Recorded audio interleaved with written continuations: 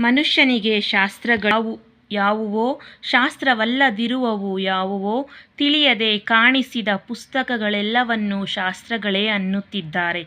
ಇಂತಹ ಪರಿಸ್ಥಿತಿಗಳಲ್ಲಿ ಕೆಲವು ಪುರಾಣ ಗ್ರಂಥಗಳಲ್ಲಿ ಮನುಷ್ಯ ಹುಟ್ಟುವುದರ ಬಗ್ಗೆ ಬರೆದ ವಿಷಯಗಳೇ ಸತ್ಯಗಳೆಂದು, ಅವುಗಳೇ ಶಾಸ್ತ್ರವಚನಗಳೆಂದು ನಂಬುತ್ತಿದ್ದಾರೆ. ಆ ವಿಷಯಗಳನ್ನು ಕುರಿತು ಸ್ವಲ್ಪ ವಿವರಿಸಿಕೊಳ್ಳೋಣ. ಕೆಲವು ಪುಸ್ತಕಗಳಲ್ಲಿ ಬರೆದಿರುವುದನ್ನು ನೋಡಿದರೆ ತಾಯಿ ಗರ್ಭದಲ್ಲಿಯೇ ಶಿಶುವಿಗೆ ಪ್ರಾಣ ಬರುತ್ತದೆ ಎಂದು, ತಾಯಿ ಗರ್ಭದಲ್ಲಿನ ಶಿಶುವಿನಲ್ಲಿ ಸೇರಿದ ಜೀವಿಯು ಹೊರಗೆ ಬರುವವರೆಗೂ ಪೂರ್ವ ಜನ್ಮಗಳ ಜ್ಞಾಪಕ ಹೊಂದಿರುತ್ತಾನೆಂದು ಬರೆದಿದ್ದಾರೆ. ಆ ವಿಷಯ ವಾಸ್ತವವೇ ಎನ್ನುವಂತೆ ಅದಕ್ಕೆ ಕಥೆಗಳನ್ನೂ ಸಹ ಬರೆದಿದ್ದಾರೆ. ಅಷ್ಟೇ ಅಲ್ಲದೆ ಪ್ರಹ್ಲಾದನು ತಾಯಿ ಗರ್ಭದಲ್ಲಿಯೇ ನಾರದನಿಂದ ನಾರಾಯಣ ಮಂತ್ರೋಪದೇಶವನ್ನು ಹೊಂದಿದ್ದಾನೆಂದು ಭಾಗವತದಲ್ಲಿ ಹೇಳಿದ್ದಾರೆ. ಭಾರತದಲ್ಲಿ ಅಭಿಮನ್ಯುನು ತಾಯಿ ಗರ್ಭದಲ್ಲಿಯೇ ಯುದ್ಧವ್ಯೂಹದಲ್ಲಿನ ಪದ್ಮವ್ಯೂಹ ಪ್ರವೇಶ ಕೇಳಿದ್ದಾನೆಂದು ಬರೆದಿದ್ದಾರೆ. ಹೀಗೆ ಅನೇಕ ಪುರಾಣ ಗ್ರಂಥಗಳಲ್ಲಿಯೂ ಚರಿತ್ರೆ ಗ್ರಂಥಗಳಲ್ಲಿಯೂ ಬರೆಯುವುದರಿಂದ ತಾಯಿ ಗರ್ಭದಲ್ಲಿ ಜೀವಿಯು ಸೇರಿದ್ದಾನೆಂಬ ನಂಬಿಕೆಯನ್ನು ಪ್ರಜೆಗಳು ಏರ್ಪಡಿಸಿಕೊಂಡಿದ್ದಾರೆ. ನಂತರ ಬಂದಿರುವ ಪುಸ್ತಕಗಳು ಅದೇ ವಿಷಯವನ್ನು ಮತ್ತೆ ಹೇಳಿಕೊಳ್ಳುವುದರಿಂದ ಹೆರಿಗೆ ಆಗದ ಮುಂಚೆಯೇ ತಾಯಿ ಗರ್ಭದಲ್ಲಿ ಜೀವನಿರುತ್ತಾನೆಂಬ ಮಾತು ಎಲ್ಲರಲ್ಲಿಯೂ ಸ್ಥಿರವಾಗಿ ಮುದ್ರೆ ಹಾಕಿದಂತಾಗಿದೆ. ಅಷ್ಟು ದೃಢವಾಗಿ ನಂಬಿಕೆ ಇರುವ ಆ ಮಾತನ್ನು ಅಲ್ಲವೆಂದು, ಅದು ಸತ್ಯವಲ್ಲ, ಶಾಸ್ತ್ರಬದ್ಧವೂ ಅಲ್ಲವೆಂದು ಹೇಳಿದರೂ ಕೇಳುವ ಪರಿಸ್ಥಿತಿಯಲ್ಲಿ ಇಲ್ಲವೆಂದು ತಿಳಿದು ಸತ್ಯವನ್ನು ತಿಳಿಸುವುದರಲ್ಲಿ ನಮ್ಮ ಪ್ರಯತ್ನ ನಾವು ಮಾಡುತ್ತಲೇ ಇದ್ದೇವೆ. ಅಂತಹ ಪ್ರಯತ್ನವೇ ಈ ಜನನ ಮರಣ ಸಿದ್ಧಾಂತ ಎನ್ನುವ ಗ್ರಂಥ. ಇದರಲ್ಲಿ ಜನನದ ವಿಷಯವೇ ಅಲ್ಲದೆ ಮರಣದ ವಿಷಯವೂ ಸಹ ವಿವಾದಾಸ್ಪದವಾಗಿಯೇ ಇರುತ್ತದೆ. ಯಾರು ನಂಬದ ವಿವಾದಾಸ್ಪದ ವಿಷಯವೆಂದು ತಿಳಿದು ಬರೆಯುವುದರಲ್ಲಿ ನಿಮ್ಮ ಉದ್ದೇಶ ಏನೆಂದು ಕೆಲವರು ಕೇಳಬಹುದು. ಅದಕ್ಕೆ ಏನೆಂದರೆ, ಯಾರು ವಿಶ್ವಾಸಿಸದೇ ಹೋದರೂ ಸತ್ಯ ಸತ್ಯವೇ ಆಗುತ್ತದೆ.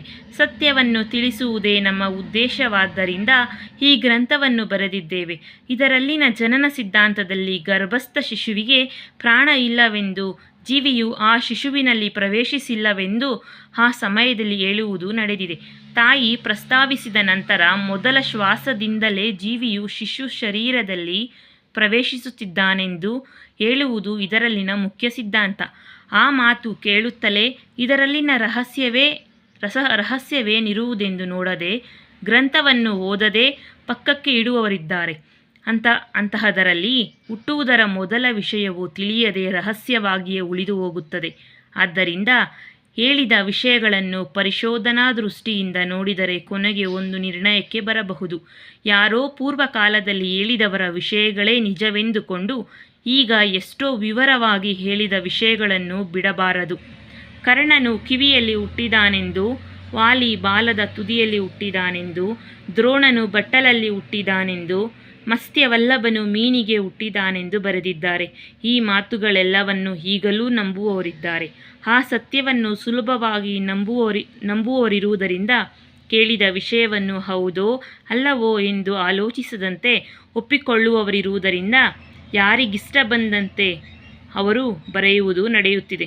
ಇಷ್ಟು ಅವಾಸ್ತವ ವಿಷಯಗಳನ್ನು ನಂಬಿದವರು ಎಷ್ಟೋ ವಿವರವಾಗಿ, ಎಷ್ಟೋ ಪ್ರಮಾಣಗಳಿಂದ ಸಿದ್ಧಾಂತ ಪರವಾಗಿ ಬರೆಯಲಾದ ಜನ್ಮ ವಿಷಯ ನಂಬಲಾರದೆ ಹೋಗುತ್ತಿದ್ದಾರೆ. ಸಾಮಾನ್ಯ ಮಾನವರಲ್ಲದೆ ವಿಜ್ಞಾನ ತಿಳಿದವರೂ ಸಹ ನಂಬದೆ ಪೋರಾಪಾಟವಾಗುವುದು ಆಶ್ಚರ್ಯವಾಗಿದೆ. ಭಗವದ್ಗೀತಾ ಶಾಸ್ತ್ರದಲ್ಲಿ ಸ್ವತಃ ಭಗವಂತನೇ ತಿಳಿಸಿದ ವಿಷಯವನ್ನೇ ಬಿಟ್ಟು ಪುರಾಣಗಳಲ್ಲಿ ಕವಿಗಳು ಹೇಳಿದ ಮಾತುಗಳನ್ನು ನಂಬುವುದು ಬಹಳ ವಿಚಿತ್ರ. ಶಾಸ್ತ್ರಗಳನ್ನು, ಪುರಾಣಗಳನ್ನು, ಇತಿಹಾಸಗಳನ್ನು ಬಿಡಿಸಿ ತಿಳಿದುಕೊಳ್ಳದೆ ಪ್ರತಿ ಪುಸ್ತಕವನ್ನು ಶಾಸ್ತ್ರವೇ ಅಂದುಕೊಳ್ಳುವವರೂ ಇದ್ದಾರೆ. ಶಾಸ್ತ್ರ ಪುರಾಣಗಳಿಗೂ ವ್ಯತ್ಯಾಸ ತಿಳಿಯದಿರುವಾಗ ತಿಳಿದುಕೊಳ್ಳುವ ವಿಷಯ ಸತ್ಯವೋ ಅಸತ್ಯವೋ ತಿಳಿಯುವುದಕ್ಕೆ ಅವಕಾಶ ಇರುವುದಿಲ್ಲ. ಒಂದು ಜನನ ವಿಷಯದಲ್ಲಿಯೇ ಅಲ್ಲದೆ ಮರಣ ವಿಷಯದಲ್ಲಿಯೂ ಮನುಷ್ಯ ಅವಾಸ್ತವ ವಿಷಯಗಳನ್ನು ತಲೆಗೇರಿಸಿಕೊಂಡಿದ್ದಾನೆ.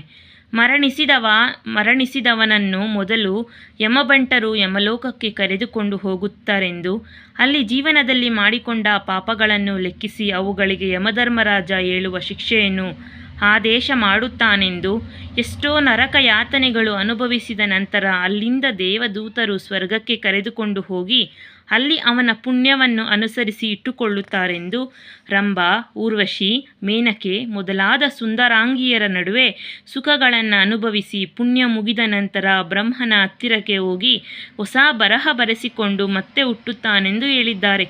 ಇದೆಲ್ಲವೂ ಪುರಾಣಾಂತರ್ಗತ ವಿಷಯವೆಂದು ವಾಸ್ತವ ಅಲ್ಲವೆಂದು ತಿಳಿಯದೆ 100ಕ್ಕೆ 100ರಷ್ಟು ನಂಬಿ ಆ ವಿಷಯಗಳನ್ನೇ ಪ್ರಚಾರ ಮಾಡಿಕೊಳ್ಳುತ್ತಿದ್ದಾರೆ. ಬ್ರಹ್ಮ ವಿದ್ಯಾಶಾಸ್ತ್ರದಲ್ಲಿ ಸಹ ಭಗವಂತನು ಹೇಳಿದ ಮಾತುಗಳನ್ನು ವಿಸ್ಮರಿಸುತ್ತಿದ್ದಾರೆ. ಮರಣಿಸಿದವನು ತಕ್ಷಣ ಮತ್ತೊಂದು ಶಿಶು ಶರೀರವನ್ನು ಆಶ್ರಯಿಸುತ್ತಿದ್ದಾನೆಂದು ಯಮಲೋಕಕ್ಕಾಗಲಿ ಸ್ವರ್ಗಲೋಕಕ್ಕಾಗಲಿ ಹೋಗಲಿಲ್ಲವೆಂದು ಅವು ಪ್ರತ್ಯೇಕವಾಗಿ ಇಲ್ಲವೆಂದು ತಿಳಿಯಲಾರದೆ ಹೋಗುತ್ತಿದ್ದಾರೆ. ಮರಣಿಸಿದ ಕೂಡಲೇ ಜನ್ಮ ತೆಗೆದುಕೊಳ್ಳುತ್ತಿರುವ ಜೀವಾತ್ಮ ಪಾಪ ಪುಣ್ಯಗಳನ್ನು ಜೀವನದಲ್ಲಿ ಅನುಭವಿಸುತ್ತಿದ್ದಾನೆಂದು, ಪಾಪಗಳ ನಿಮಿತ್ತ ಯಮಲೋಕ, ಪುಣ್ಯಗಳ ನಿಮಿತ್ತ ಸ್ವರ್ಗಲೋಕವು ಇಲ್ಲವೆಂದು ತಿಳಿಯಲಾರದೆ ಹೋಗಿದ್ದಾರೆ. ಇಲ್ಲಿಯವರೆಗೂ ಎಲ್ಲರೂ ನಂಬಿದ ವಿಷಯಗಳನ್ನು ಖಂಡಿಸುತ್ತಾ ಜನ್ಮ ಸಿದ್ಧಾಂತವನ್ನು ತಿಳಿಸದಂತೆ ಯಮಲೋಕವನ್ನು ಖಂಡಿಸುತ್ತಾ ಮರಣ ಸಿದ್ಧಾಂತವನ್ನು ಸಹ ತಿಳಿಸುವುದು ನಡೆದಿದೆ. ಜನನ ಮರಣ ವಿಷಯಗಳು ನಾವು ಹೇಳಿದಂತೆ ಇಲ್ಲಿಯವರೆಗೂ ಯಾರೂ ಹೇಳದ ಕಾರಣ ಎಲ್ಲ ಹೊಸದಾಗಿಯೇ ಇರುತ್ತದೆ. ಮರಣದಲ್ಲಿನ ಆರೋಪಗಳು ಹೋಗಬೇಕೆಂದರೆ, ಜನ್ಮದಲ್ಲಿನ ವಿವರವು ಪೂರ್ತಿಯಾಗಿ ತಿಳಿಯಬೇಕೆಂದರೆ ಶಾಸ್ತ್ರ ಪದ್ಧತಿಯಾಗಿ ಹೇಳಿದ ಈ ಗ್ರಂಥದೊಳಗಿನ ವಿಷಯಗಳನ್ನು ಪರಿಶೋಧನೆ ದೃಷ್ಟಿಯಿಂದ ಓದಬೇಕು ಅವಶ್ಯಕತೆ ಇದೆ.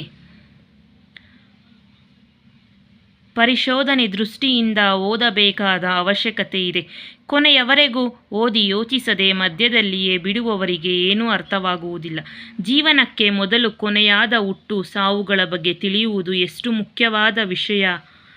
ಹಾಗೆ ತಿಳಿಯದೇ ಹೋದರೆ ನಾವು ಯಾರೋ, ಎಲ್ಲಿಂದ ಬಂದಿದ್ದೇವೋ ತಿಳಿಯದಂತೆ ಹೋಗುತ್ತದೆ.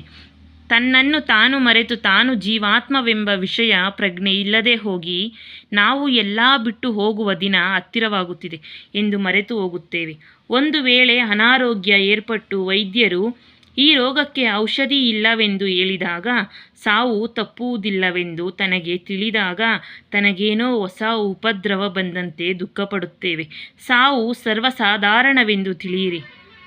ಅಷ್ಟೇ ಅಲ್ಲದೆ ಸಾವು ಅಂದರೆ ಹೇಗಿರುತ್ತದೋ ಎಂಬ ಭಯ ಮೊದಲೇ ಏರ್ಪಟ್ಟು ನಿರಾಸೆ ಹೊಂದುತ್ತಾರೆ. ಹಾಗೆ ಆಗದಿರುವುದಕ್ಕೆ ಮುಂಚೆಯೇ ಮರಣದ ಬಗ್ಗೆಯೂ ಹುಟ್ಟುವುದರ ಬಗ್ಗೆಯೂ ತಿಳಿಯಬೇಕು. ಈ ಸಾವು ಹುಟ್ಟುಗಳು ಮನುಷ್ಯರೆಲ್ಲರಿಗೆ ಅಲ್ಲದೆ ಎಲ್ಲ ಜೀವರಾಶಿಗಳಿಗೂ ಸಂಬಂಧಿಸಿದ ವಿಷಯಗಳು. ಆದ್ದರಿಂದ ಇವು ಒಂದು ಹಿಂದೂ ಮತದಲ್ಲಿ ಇರುವವರಿಗೆ ಅಲ್ಲದೆ ಉಳಿದ ಮತದವರಿಗೂ ಸಹ ಅನ್ವಯಿಸುತ್ತದೆ ಎಂದು ತಿಳಿಯಬೇಕು. ಕೆಲವು ಮತಗಳಲ್ಲಿ ಮರಣಿಸಿದವನು ಮತ್ತೆ ಹುಟ್ಟುತ್ತಾನೆ ಮಾತು ಒಪ್ಪಿಕೊಳ್ಳುವುದಿಲ್ಲ. ಪುನರ್ಜನ್ಮ ವಿಷಯ ಹಿಂದೂ ಮತದಲ್ಲಿಯೂ ಕೆಲವರು ಅಂಗೀಕರಿಸುತ್ತಿಲ್ಲ. ಮನುಷ್ಯರು ಒಪ್ಪಿಕೊಂಡರೂ ಒಪ್ಪಿಕೊಳ್ಳದೇ ಹೋದರೂ ದೇವರು ಮಾತ್ರ ಮರಣಿಸಿದವನು ಮತ್ತೆ ಹುಟ್ಟುತ್ತಾನೆಂದು ಹೇಳಿದ್ದಾನೆ. ಸತ್ತವನು ಪುನಃ ಹುಟ್ಟುವುದಿಲ್ಲ ಎಂಬುದಕ್ಕೆ ಎಲ್ಲಿಯೂ ಆಧಾರಗಳೂ ಇಲ್ಲ. ಮರಣಿಸಿದವನು ಮತ್ತೆ ಹುಟ್ಟುವುದಕ್ಕೆ ಎಷ್ಟೋ ಆಧಾರಗಳು ಇವೆ. ಎಷ್ಟೋ ಜನರಿಗೆ ಇಂದಿನ ಜನ್ಮ ಜ್ಞಾಪಕಗಳು ಬಂದು ಹಿಂದಿನ ಜನ್ಮಗಳಿನ ವಿಷಯಗಳು ಹೇಳುವುದು, ಅವೆಲ್ಲವೂ ನಿಜ ಆಗಿರುವುದು ನಡೆದಿದೆ. ಹಿಂದಿನ ಜನ್ಮದಲ್ಲಿ ಬಚ್ಚಿಟ್ಟಿರುವ ದನವು ಮರುಜನ್ಮದಲ್ಲಿ ಜ್ಞಾಪಕ ಬಂದು ಬಚ್ಚಿಟ್ಟಿರುವ ಸ್ಥಳವನ್ನು ತೋರಿಸುವುದು, ಇಂದಿನ ಜನ್ಮದಲ್ಲಿನ ತಮ್ಮ ಹೆಸರನ್ನು ಹೇಳುವುದು, ತನ್ನ ಮನೆಯನ್ನು ಕುರಿತು ತನ್ನ ಬಂಧುಗಳೆಲ್ಲರನ್ನೂ ಗುರುತಿಸುವುದು ಎಷ್ಟೋ ನಡೆದಿದೆ. ಇದರ ಪ್ರಕಾರ ಜನ್ಮ ಇದೆ ಎಂಬುದಕ್ಕೆ ನಿರೂಪಣೆಗಳಿವೆ. ಆದರೆ ಜನ್ಮ ಇಲ್ಲ ಎಂಬುದಕ್ಕೆ ಯಾವ ನಿರೂಪಣೆ ಇಲ್ಲ.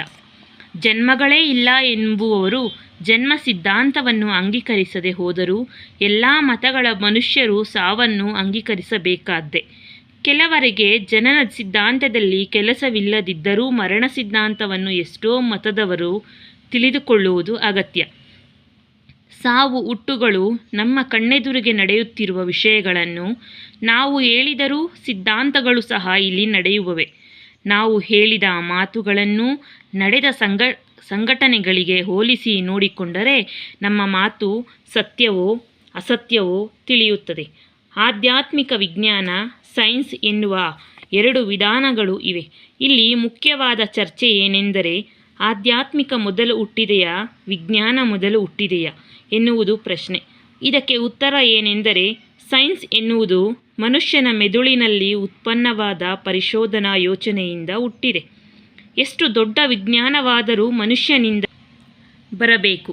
ಮನುಷ್ಯನಿಂದ ಬಂದಿರುವ ಶಾಸ್ತ್ರಬದ್ಧವಾದ ಹೊಸ ಯೋಚನೆಗಳ ಸಾರಾಂಶವೇ ವಿಜ್ಞಾನ. ಆಧ್ಯಾತ್ಮಿಕವು ಮನುಷ್ಯನ ಅಂತರ್ಗತವಾದದ್ದು. ಆತ್ಮವನ್ನು ಅಧ್ಯಯನ ಮಾಡುವುದು ಇಲ್ಲವೇ ತಿಳಿಯುವುದು ಆಧ್ಯಾತ್ಮಿಕವಾಗುತ್ತದೆ. ಎಲ್ಲರಲ್ಲಿಯೂ ಆತ್ಮವನ್ನು ಕೆಲವರು ತಿಳಿಯುವುದಕ್ಕೆ ಪ್ರಯತ್ನಿಸುತ್ತಿದ್ದಾರೆ. ಕೆಲವರು ಅದರ ವಿಷಯವೇ ತಿಳಿಯುವುದಿಲ್ಲ. ತಿಳಿದರೂ ತಿಳಿಯದೇ ಹೋದರೂ ಮನುಷ್ಯನಲ್ಲಿರುವುದೇ ಆಧ್ಯಾತ್ಮಿಕ. ಮನುಷ್ಯನಲ್ಲಿರುವ ಆತ್ಮದಿಂದಲೇ ವಿಜ್ಞಾನ ಹೊರಬಿದ್ದಿದೆ. ಇಂದು ಇರುವ ಸೈನ್ಸ್, ವಿಜ್ಞಾನ ಎಲ್ಲವೂ ಮನುಷ್ಯನಿಂದಲೇ ಬಂದಿದೆ. ಆದ್ದರಿಂದ ಆಧ್ಯಾತ್ಮಿಕ ಮೊದಲನೆಯದು, ಎರಡನೆಯದು ವಿಜ್ಞಾನ. ಆಧ್ಯಾತ್ಮಿಕದಿಂದ ಹುಟ್ಟಿರುವುದೇ ವಿಜ್ಞಾನವೆಂದು ಹೇಳಬಹುದು. ಆಧ್ಯಾತ್ಮಿಕದಿಂದ ವಿಜ್ಞಾನವನ್ನು ನೋಡಬಹುದಾಗಲಿ ವಿಜ್ಞಾನದಿಂದ ಆಧ್ಯಾತ್ಮಿಕವನ್ನು ನೋಡಲಾರೆವು. ಕಾರಣವೇನೆಂದರೆ ವಿಜ್ಞಾನಕ್ಕೆ ಸ್ಥೂಲ ದೃಷ್ಟಿ ಮಾತ್ರವಿದೆ. ಸ್ಥೂಲ ದೃಷ್ಟಿಗೆ ಆತ್ಮವಾಗಲಿ ಅದರ ಅಧ್ಯಯನವಾಗಲಿ ಗೋಚರವಾಗುವುದಿಲ್ಲ. ಆತ್ಮಕ್ಕೆ ಸೂಕ್ಷ್ಮ ದೃಷ್ಟಿ ಇದೆ. ಸೂಕ್ಷ್ಮ ದೃಷ್ಟಿಯಿಂದ ಏನನ್ನಾದರೂ ತಿಳಿಯಬಹುದು. ಈ ಸೂತ್ರದಿಂದಲೇ ಆಗಮ್ಯ ಗೋಚರವಾದ ಜನನ ಮರಣದ ಸ್ಥಿತಿಗಳನ್ನು ವಿವರಿಸುವುದು ನಡೆದಿದೆ. ಆತ್ಮದಿಂದ ಬಹಿರ್ಗತವಾದ ಈ ವಿಷಯಗಳೂ ಸಹ ವಿಜ್ಞಾನ ವಿಷಯಗಳೇ. ಆದ್ದರಿಂದ ಪರಿಶೋಧನಾ ದೃಷ್ಟಿಯಿಂದ ನೋಡೆಂದು ಬಹಳ ಸಲ ಹೇಳಿದ್ದೇವೆ. ನಾವು ಒಂದು ಹೊಸ ವಿಷಯವನ್ನು ಕಂಡುಹಿಡಿಯದೇ ಹೋದರೂ ಕಂಡು ಹಿಡಿದ ವಿಷಯವನ್ನಾದರೂ ಆಲೋಚಿಸಬೇಕಾದ ಅಗತ್ಯ ನಮಗಿದೆ. ಎಲ್ಲರೂ ಆಲೋಚಿಸಿದಾಗ ಒಂದು ವಿಷಯದ ಮಹತ್ವ ಹೊರಬೀಳುತ್ತದೆ. ಒಬ್ಬರೊಬ್ಬರು ಯಾವುದೋ ಒಂದು ಕೆಲಸಕ್ಕೆ ಬಾರದ ವಿಷಯವನ್ನು ಹೇಳುತ್ತಿರುತ್ತಾರೆ. ಅವುಗಳೆಲ್ಲವನ್ನೂ ಆಲೋಚಿಸಬೇಕಾ ಎಂದು ಕೆಲವರಂದುಕೊಳ್ಳಬಹುದು. ಎಲ್ಲವನ್ನೂ ಆಲೋಚಿಸಬೇಕೆಂದು ನಾವು ಹೇಳುತ್ತಿಲ್ಲ. ವಿಜ್ಞಾನವೆಂದು, ಶಾಸ್ತ್ರವೆಂದು, ಸಿದ್ಧಾಂತವೆಂದು ಹೇಳಿದ ವಿಷಯಗಳನ್ನು ಮಾತ್ರವೇ ಆಳವಾಗಿ ನೋಡಬೇಕು. ಶಾಸ್ತ್ರವಲ್ಲದವುಗಳನ್ನು ಬಿಡೆಂದು ನಾವು ಮೊದಲೇ ಹೇಳಿದ್ದೇವೆ. ಇಲ್ಲಿ ಜನನ ಮರಣಗಳೆಲ್ಲವನ್ನೂ ಸಿದ್ಧಾಂತಗಳು. ಆದ್ದರಿಂದ ಇವುಗಳನ್ನು ಸುಲಭವಾಗಿ ತೆಗೆದು ಹಾಕದೆ ನಿಮ್ಮ ವಿಜ್ಞಾನದಿಂದ ನೋಡಬೇಕು. ಹಾಗೆ ನೋಡುವುದರಿಂದ ಈ ವಿಷಯದಲ್ಲಿ ಸತ್ಯ ಎಷ್ಟಿದೆಯೋ ತಿಳಿಯುತ್ತದೆ. ಜನನ ಮರಣ ಬೋಧನೆಗಳು ವಿಜ್ಞಾನದಲ್ಲಿ ದೊಡ್ಡ ಮೈಲಿಗಲ್ಲಿನಂತಹ ವಿಷಯಗಳಾದ್ದರಿಂದ ವಿಜ್ಞಾನದಿಂದ ತಿಳಿಯಬೇಕೆಂದು ಮತ್ತೊಂದು ಸಲ ತಿಳಿಸುತ್ತಿದ್ದೇವೆ. ಇಲ್ಲಿ ಹೇಳುವ ಜನನ ವಿವರವು ಭಗವದ್ಗೀತೆಯಲ್ಲಿ ಸಾಂಖ್ಯಯೋಗದಲ್ಲಿ ವಾಸಾಂಸಿ ಜೀರ್ಣಾನಿ ಯಥಾವಿಹಾಯ ನವಾನಿ ಗೃಹಾಂತಿ ನರೋಪರಾಣಿ ತಥಾ ಶರೀರಾಣಿ ವಿಹಾಯ ಜೀರ್ಣಾನ್ಯನ್ಯಾನಿ ಸಂಯಾತಿ ನವಾನಿ ದೇಹಿ ಎನ್ನುವ ಶ್ಲೋಕವನ್ನು ಆಧಾರ ಮಾಡಿಕೊಂಡು ಹೇಳಿರುವುದು. ಭಗವಂತನು ಹೇಳಿರುವ ವಿಷಯಗಳಲ್ಲಿ ಅಸತ್ಯ ಇರುವುದಿಲ್ಲವೆಂದು ತಿಳಿದವರು ಆತನ ಮಾತನ್ನು ಅನುಸರಿಸಿ ಹೇಳಿದ ಜನನ ವಿವರವನ್ನು ಅರ್ಥ ಮಾಡಿಕೊಳ್ಳುತ್ತಾರೆ ಅಂದುಕೊಳ್ಳುತ್ತೇನೆ. ಕೇವಲ ವಿಮರ್ಶೆಯ ದೃಷ್ಟಿಯಿಂದಲೇ ಅಲ್ಲದೆ ಅವಗಾಹನ ದೃಷ್ಟಿಯಿಂದಲೂ ನೋಡುವವರಿಗೆ ಭಗವಂತನ ಶ್ಲೋಕದ ಪೂರ್ತಿ ವಿವರವನ್ನು ಸಹ ತಿಳಿಯುತ್ತಾರೆ. ಭಗವಂತನು ಈ ಶ್ಲೋಕದಲ್ಲಿ ಹೇಳಿದ ಭಾವವು 100ಕ್ಕೆ 100ರಷ್ಟು ಬಹಳ ಜನರಿಗೆ ಅರ್ಥ ಆಗಿಲ್ಲವೆಂದು ನಾವು ಹೇಳುತ್ತಿದ್ದೇವೆ. ಏಕೆಂದರೆ ಈ ಶ್ಲೋಕದ ಭಾವನೆಗೆ ವಿರುದ್ಧವಾಗಿ ವಿವರ ತಮಗೆ ತಿಳಿಯದೆ ಅವರಲ್ಲಿ ನಿಂತು ಹೋಗಿದೆ. ಭಗವಂತನು ಈ ಶ್ಲೋಕದಲ್ಲಿ ಉದಾಹರಣೆಯಾಗಿ ಹಳೆ ವಸ್ತ್ರ ಹೊಸ ವಸ್ತ್ರವೆಂದು ಹೇಳಿ ಹಳೆ ದೇಹ ಹೊಸ ದೇಹವೆಂದು ಸಹ ವಿವರಿಸಿದ್ದಾನೆ. ಆದರೆ ಇಲ್ಲಿ ಹೊಸ ದೇಹವೆಂದರೆ ಏನೋ ತಿಳಿಯದೆ ಬಹಳ ಜನರು ಮೇಲಿನ ಶ್ಲೋಕದ ಭಾವನೆಯನ್ನೇ ಹತ್ಯೆ ಮಾಡಿದ್ದಾರೆಂದು ಹೇಳಬಹುದು. ವಿಚಕ್ಷಣ ವಿವರಣೆಯ ದೃಷ್ಟಿ ಇಲ್ಲದವರೆಲ್ಲರಲ್ಲೂ ಗೀತೆಯಲ್ಲಿ ಹೊಸ ದೇಹ ಎಂದಾಗ ತಲೆಯಾಡಿಸಿದ್ದಾರೆ. ಮತ್ತೆ ಕೆಲವು ಪುಸ್ತಕಗಳಲ್ಲಿ ಗರ್ಭದಲ್ಲೇ ಪೂರ್ತಿ ತಯಾರಾಗದ ಅಸಂಪೂರ್ಣ ಶರೀರದಲ್ಲಿ ಜೀವಾತ್ಮ 6 ತಿಂಗಳಿಗೆ ಪ್ರವೇಶಿಸುತ್ತಿದ್ದಾನೆಂದು ತಿಳಿಸಿದಾಗಲೂ ಸಹ ತಲೆಯಾಡಿಸಿದ್ದಾರೆ. ಹಾಗೆ ಹಳೆಯ ಗೃಹವನ್ನು ಬಿಟ್ಟು ಹೊಸ ಗೃಹದಲ್ಲಿ ಪ್ರವೇಶಿಸುತ್ತಿದ್ದಾನೆಂದಾಗಲೂ ಸಹ ತಲೆಯಾಡಿಸಿದ್ದಾರೆ. ಆ ಹೊಸ ಗೃಹಕ್ಕೆ ಮೇಲ್ಛಾವಣಿ ಹಾಕದೆ ಬಾಗಿಲು ಇಡದೆ ಅರ್ಧವೂ ಸಹ ತಯಾರಾಗದ ಅದರೊಳಗೆ ಪ್ರವೇಶಿಸುತ್ತಿದ್ದಾನೆಂದಾಗಲೂ ಸಹ ತಲೆ ಆಡಿಸಿದ್ದಾರೆ. ಹೊಸ ಮನೆ ಎಂದರೆ ಪೂರ್ತಿ ತಯಾರಾಗಿರುವುದೆಂದು ಹೊಸ ಶರೀರ ಎಂದರೆ ಪೂರ್ತಿ ರೇಖೆಗಳು ತಿದ್ದುಕೊಂಡಿರುವುದು ಎಂದು ಯೋಚಿಸದೆ ಹೋಗಿದ್ದಾರೆ. ಯಾರು ಹೇಗೆ ಅಂದುಕೊಂಡರೂ ಭಗವಂತನು ಹೇಳುವ ಮಾತು ಏನೆಂದರೆ, ಹಳೇ ಶರೀರವನ್ನು ಬಿಟ್ಟಿರುವ ಆತ್ಮ ಪೂರ್ತಿ ತಯಾರಾದ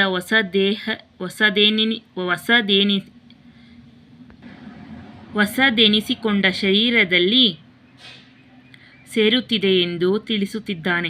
ಜೀವಾತ್ಮ ಎಲ್ಲಿ ಇದ್ದಾನೋ ಆತ್ಮವೂ ಸಹ ಅದರೊಂದಿಗೆ ಕೂಡಿ ಇದೆ. ಆದ್ದರಿಂದ ಜೀವಾತ್ಮ ಜನಿಸಿದರೆ ಅದರೊಂದಿಗೆ ಆತ್ಮವೂ ಸಹ ಮರುಜನ್ಮವನ್ನು ಪ್ರವೇಶಿಸುತ್ತಿದೆ. ಜೀವಾತ್ಮ ಹೇಗೆ ಶರೀರಗಳನ್ನು ಬದಲಾಯಿಸುತ್ತದೋ ತಿಳಿದರೆ ಆತ್ಮವೂ ಸಹ ಹೊಸ ಶರೀರವನ್ನು ಹೇಗೆ ಸೇರುತ್ತಿರುವುದು ತಿಳಿಯುತ್ತದೆ. ಆದ್ದರಿಂದ ಅದಕ್ಕೆ ಬೇಕಾದ ಪೂರ್ತಿ ಸವಿವರವನ್ನು ಆಧ್ಯಾತ್ಮಿಕ ರೀತ್ಯ, ವಿಜ್ಞಾನದ ರೀತ್ಯ ಮತ್ತು ಸಿದ್ಧಾಂತದ ರೀತ್ಯ ಕೆಳಗೆ ಬರೆಯುತ್ತಿದ್ದೇವೆ ನೋಡಿರಿ.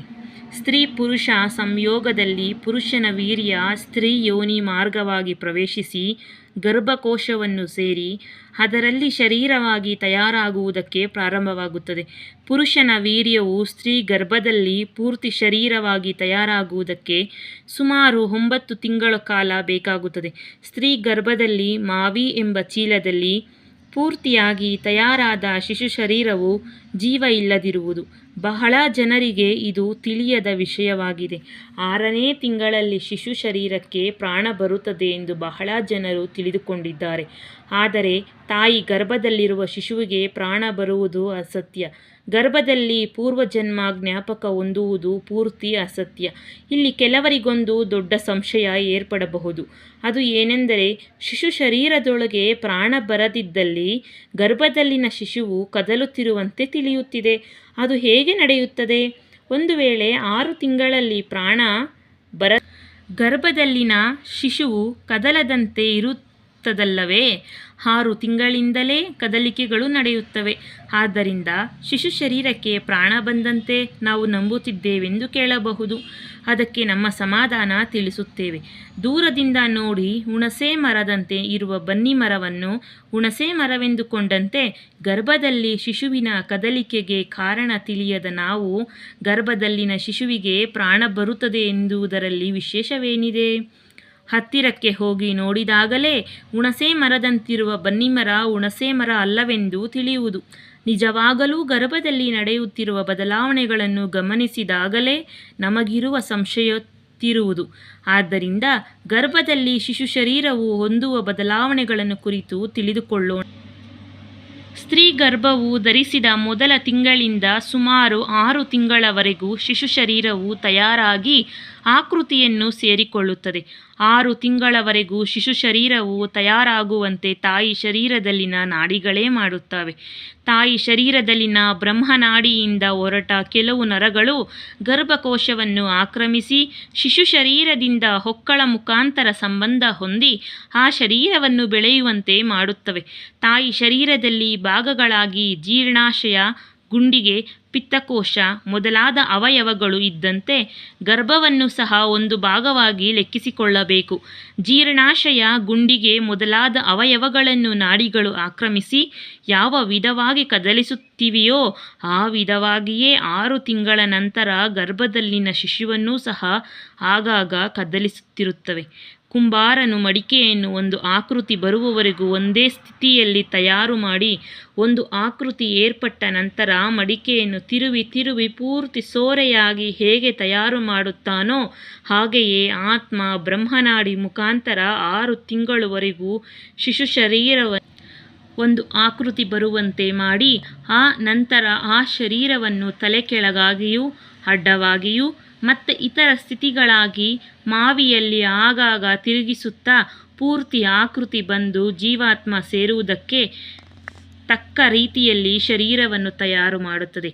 ನಾಡಿಗಳು ಕದಲಿಸುವ ಚಲನೆಯಿಂದ ಕೆಲವರು ಗರ್ಭದಲ್ಲಿ 6ನೇ ತಿಂಗಳಲ್ಲಿ ಶಿಶು ಶರೀರಕ್ಕೆ ಪ್ರಾಣ ಬಂದಿದೆ ಎಂದು ಭ್ರಮಿಸುತ್ತಿದ್ದಾರೆ. ತಾಯಿ ಗರ್ಭದಲ್ಲಿ ನಾಡಿಗಳು ಶಿಶು ಶರೀರದೊಂದಿಗೆ ಸಂಬಂಧ ಹೊಂದಿದ್ದು 9 ತಿಂಗಳ ಪರ್ಯಂತ ಜೀವಿಗೆ ವಾಸಿಸುವುದಕ್ಕೆ ಯೋಗ್ಯವಾದ ಶರೀರವನ್ನು ತಯಾರಾಗುವಂತೆ ಮಾಡಿ ಪೂರ್ತಿ ಶರೀರ ತಯಾರಾದ ಕೂಡಲೇ ಒಂದು ಕ್ಷಣವೂ ಸಹ ಗರ್ಭದಲ್ಲಿ ಶಿಶುವಿನ ಶರೀರವನ್ನಿಡದೆ ಗರ್ಭಕೋಶವನ್ನು ಮುಕ್ಕಳಿಸುವಂತೆ ಮಾಡಿ